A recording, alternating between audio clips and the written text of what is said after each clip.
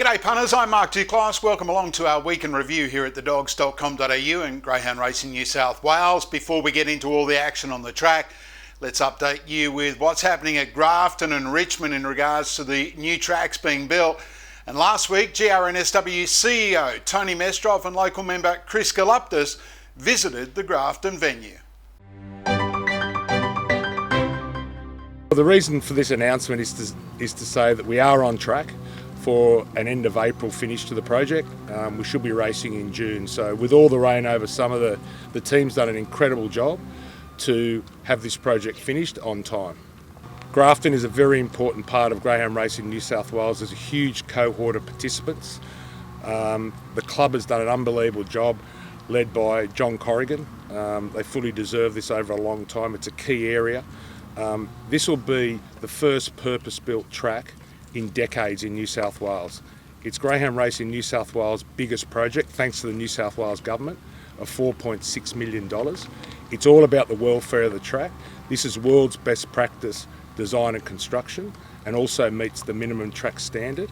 And it is all about the welfare of the dog. We see this as a key track, if not the best track in New South Wales, but also the safest track. Grafton is a racing town. We've got the Jockey Club just next door, and of course the Greyhound track here.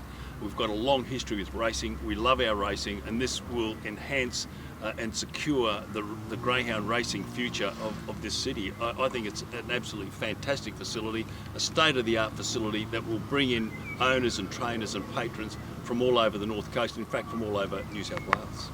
Can I take Chris up a bit on this? Is all about community as well.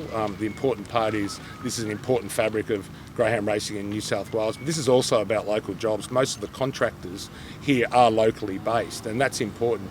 At Richmond, we're on target for the completion of the new straight track later this month. The turf has been laid on the 340 metre straight, and the Lewis system is now in place and being trialled. And speaking of Richmond, it was a massive night there last Friday. The first feature event of the card was the Group 2 Richmond Oaks final, with $40,000 going to the winner. In a wide open market, Ice Cream Story would start favourite from box 6. Racing, Crazy Cool came out running. Curious Motion away in a hurry. Super Estrella driving through. How Not To down the outside. They'll followed by Zest to Excel, Silent Shadow, Ice Cream Story. Diamantina Rose at the rear. Midway down the back, Crazy Cool scooted away. Led by 5, Curious Motion. Zest to Excel followed up by Super Estrella. Turning the corner, Crazy Cool a long leader. Curious Motion is rattling home late, but it's Crazy Cool for the Richmond Oaks. The Queenslander, Crazy Cool first, Curious Motion second, Super Estrella third. Right, absolutely. What does winning a feature like this mean to you? Oh, look, I love winning any race. It doesn't matter if I win a maiden at Lithgow, but these sort of races are great, and I'd call this my home track. So it's a great result. But I'm really, really, really pleased for Bob, because he puts a lot of money into dogs, and he's a good breeder. Breeds some very good dogs, so he deserves this. Mate, is she going to stay with you now and campaign down here for a bit, or you haven't decided? Well, I don't know at the moment, mate. I think she's going to have to head home. I'm not exactly sure. We'll make a decision on that on Monday. The Group 2 Derby was rocked with the scratching of pre-post favourite Wow due to a swab irregularity.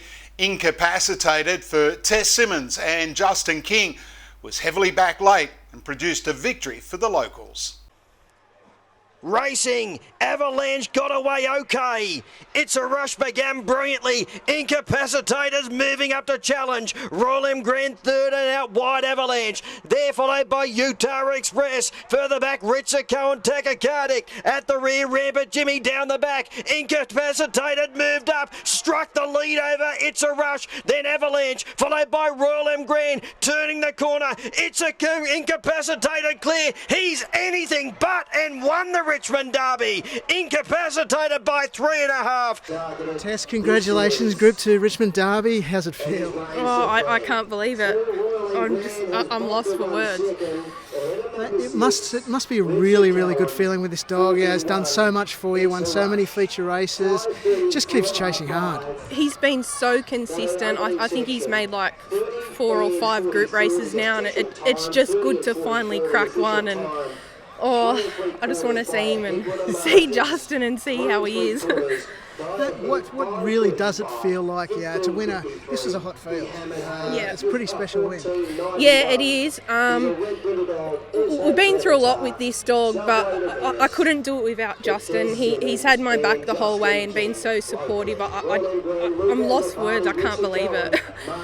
Another 2 Golden Easter Egg preludes staged at Wenny on Saturday night, and the John Finn trained Zipping KYRGIOS proved that he was a genuine contender for the upcoming Group 1 series when he gapped his rivals in a time of 29.65. Set and ready. Racing, Me began brilliantly from the inside. It's driving through to lead Aston Zaporo, Corborn, Marty, Old McBanner. Zipping KYRGIOS looking for an inside run and got it. They were followed up by further back Sierra Moon, All-Star Punk. Far more watches at the rear, down the back. Corborn, Marty worked on the lead. Here's Zipping KYRGIOS driving up on the inside. He ran to the top. Then Me, followed by Aston Zaporo, Sierra Moon turning. Zipping KYRGIOS has got into another gear. He's racing away. Zipping KYRGIOS in straight set.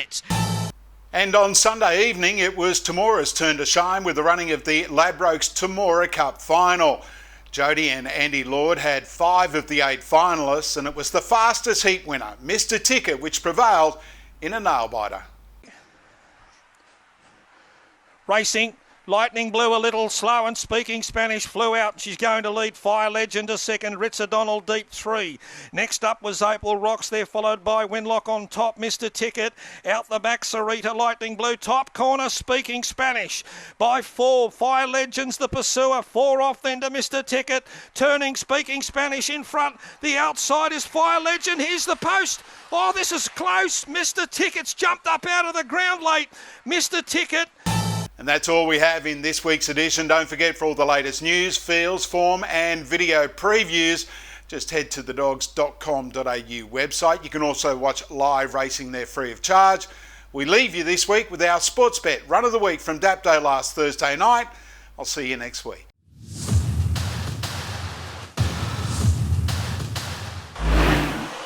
Racing.